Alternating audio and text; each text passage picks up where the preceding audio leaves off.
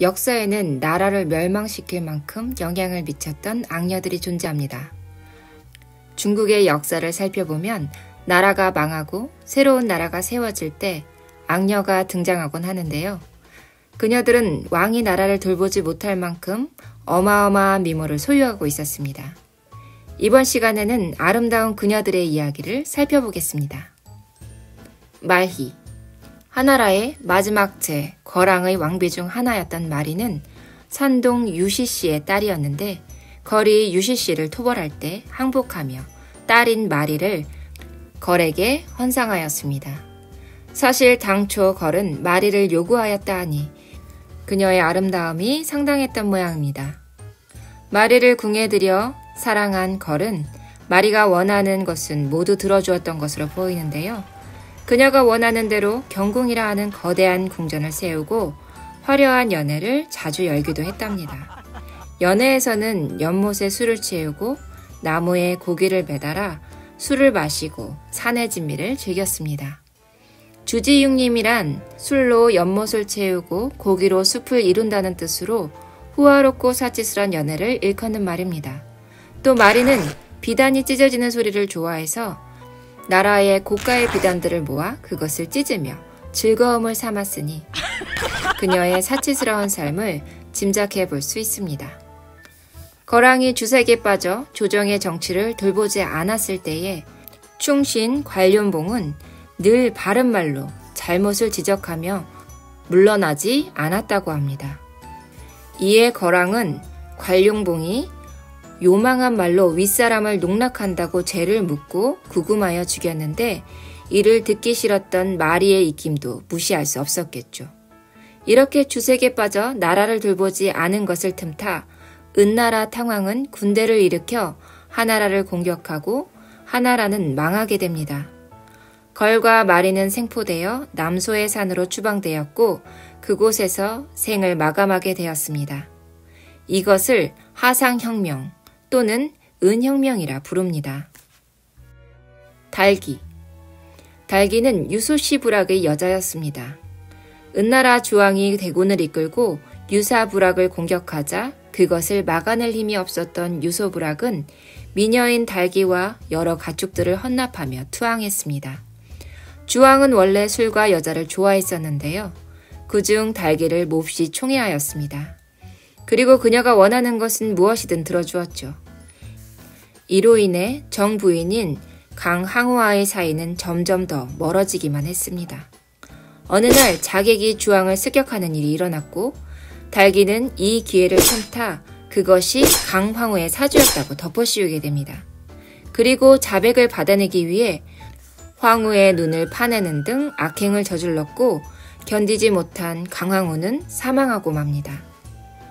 그녀는 마음에 들지 않는 이들에게는 기름을 칠한 구리기둥 아래 불을 피운 뒤 그 위를 걷게 하는 포락형을 구경하며 웃고 즐기거나 독사나 정갈이 가득한 구덩이에 사람을 넣는 돈분형을 만들어 괴로워하는 모습을 즐겼다 하니 잔인한 성품의 소유자였음을 알 수 있네요. 그녀는 또한 악사 사연을 시켜 음탕한 음악을 만들게 하고 무거운 세금을 거두어 돈과 곡식과 진귀한 물품들로 궁을 가득 채웠습니다. 달기 역시 술에 연못을 채우고 나무에 고기를 걸어둔 숲을 만들어 즐겼는데 이때 나체의 남녀들이 서로 뒤쫓게 하는 등 날마다 음탕한 밤을 보냈다고 전해집니다. 이렇게 잔인하고 사치스럽고 음탕한 달기는 주나라가 제후들을 규합해 은을 쳤을 때 무왕에 의해 살해되었다는 기록이 있습니다. 오늘날 중국에서 달기라는 이름은 악녀이자 매혹적인 여성을 뜻하기도 하는데요. 야사에는 달기가 주왕의 총애를 얻기 위해 복숭아 잎을 짜내어 굳혀 연지라는 화장을 발명해 뺨에 발랐다고 합니다. 절세미인 달기가 상기된 듯한 붉은 볼을 하고 있다면 매혹적이긴 하겠네요. 포사. 주나라의 황후였던 포사. 그녀 역시 절세 미인이었고 주나라 멸망의 원흉인 것까지 말희, 달기와 동일합니다. 그녀의 이야기는 이렇게 시작됩니다. 하나라 말년에 두 마리의 용이 왕궁에 나타나 스스로를 포나라의 두 임금이다 라고 말하면서 침을 뱉어놓고 사라졌다고 합니다. 이에 사람들이 점을 쳐보았는데 그 결과 좋은 일이 있을 것이라는 전개가 나왔죠. 사람들은 용의 침을 나무 상자에 넣어 보관했습니다. 후에 주나라 여왕 때에 그 상자를 열었고 그 안을 관찰하다가 그만 용의 침을 흘리고 말았죠. 그 침은 갑자기 검은 도마뱀으로 변하여 왕부 안을 돌아다녔고 한 소녀가 이 검은 도마뱀과 마주치게 되었습니다. 그 소녀가 여자아이를 하나 낳았는데 무슨 이유에서인지 그 아기를 갖다 버렸고 포나라 사람이 그 아기를 거두어 길렀습니다. 포나라 사람은 이 여인을 주나라 유왕에게 바쳤는데 그녀가 바로 포사였던 것입니다. 이렇게 장황한 전설로 시작하는 그녀는 웃음이 없었습니다. 유왕은 애가 탔겠죠. 그녀를 웃게 해주고 싶었어요. 하루는 비단 찢는 소리에 웃는 포사를 보게 된 유왕은 그녀를 웃게 하기 위해 값비싼 비단을 가져와 그녀 앞에서 찢게 했습니다. 이 부분은 마리와 비슷하네요. 그래서 청금매소라는 고사성어가 탄생하게 됩니다. 청금매소는 청금을 주고 웃음을 산다는 의미예요. 웃음에 인색했던 포사를 즐겁게 해주기 위해 값비싼 비단을 마구 찢어댔던 유왕에게 딱 맞는 말로 가치 있는 것을 헛되이 낭비한다는 의미입니다. 뿐만 아니라 주나라의 유왕은 아무 일도 없는데 봉화를 올려 제후들을 여선 앞으로 소집하였습니다. 전쟁에 일어나 봉화가 올라온 것으로 판단한 제후들이 정신없이 달려왔는데 막상 아무 일도 없는 것을 보고 낭패스러운 표정을 하며 돌아갔습니다. 포사는 그 광경을 보고 크게 웃었지요. 이를 단순호치를 드러내며 크게 웃었다고 하는데요. 단순호치란 붉은 입술과 하얀 이라는 뜻으로 아름다운 여자의 얼굴을 뜻합니다. 유왕은 그녀의 아름다운 웃는 얼굴을 보기 위해 무리수를 두었는데요. 이는 훗날 큰 악재로 되돌아옵니다. 기원전 771년 신우가 연하라, 견융족과 연합하여 후경으로 대거 공격해왔습니다. 유왕은 다급하게 봉화를 올렸지요. 하지만 이미 여러 번 속았던 제후들은 이번에도 거짓이라고 생각하고 아무도 오지 않았습니다. 결국 견융족의 병사가 유왕을 살해했습니다. 포사도 그들에게 포로로 붙잡혔는데 그 이후의 이야기는 알려지지 않았습니다. 여희. 여희는 춘추 전국 시대 진나라의 19대 군주 진원공의 아내였습니다. 여희는 여윤국 출신이었는데요. 여윤국이 정복당하자 진원공의 아버지인 진무공에게 여희와 소희가 함께 바쳐졌습니다. 여희는 태자였던 신생이 큰 공을 세우자 신생과 진원공을 이간질하기 시작합니다. 제사를 지낸 신생이 고기를 헌공에게 바쳤는데 마침 헌공은 사냥에 나가 있었죠.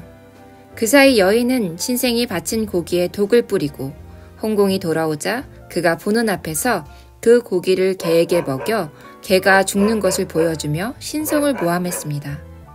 수단과 방법을 가리지 않는 여인은 결국 아들을 후계자로 만드는 데 성공합니다. 기원전 651년 헌공이 사망하자 여희의 아들 해제가 왕위에 오르게 되는데요. 왕의 자리에 오르면 모든 권력을 휘두를 수 있을 것 같았던 여희의 꿈은 와르르 무너지고 말았습니다. 사실 황공의 그늘이 있었기에 그들도 힘을 쓸 수 있었지만 환공이 죽자 그들의 자리는 금방 위태로워졌습니다. 결국 이극이 정변을 일으켜 해제를 살해합니다. 이에 순식이 여희의 여동생의 소생인 탁자를 옹립하지만 이극이 다시 정변을 일으켜 탁자와 순식마저 살해하고 맙니다. 이극은 여희가 그동안 끼친 해악이 크다 하여 그녀를 끌어내 채찍질을 한 후 오체분시하는데요. 오체분시란 머리와 양쪽 팔, 양쪽 다리에 밧줄을 묶어 5마리의 소나 말이 서로 다른 방향으로 당겨서 찢어 죽이는 참혹한 형벌을 말합니다. 냉소적이고 잔인하며 사치는 기본으로 장착한 중국의 4대 악녀들에 대해서 살펴보았는데요. 사실 이러한 내용들은 구전을 통하여 부풀려지기도 했고 더 자극적인 이야기로 탄생했을 가능성을 가지고 있습니다. 대부분의 이야기들은 야사에 기록되어 있기도 하고 다른 이야기도 함께 존재합니다.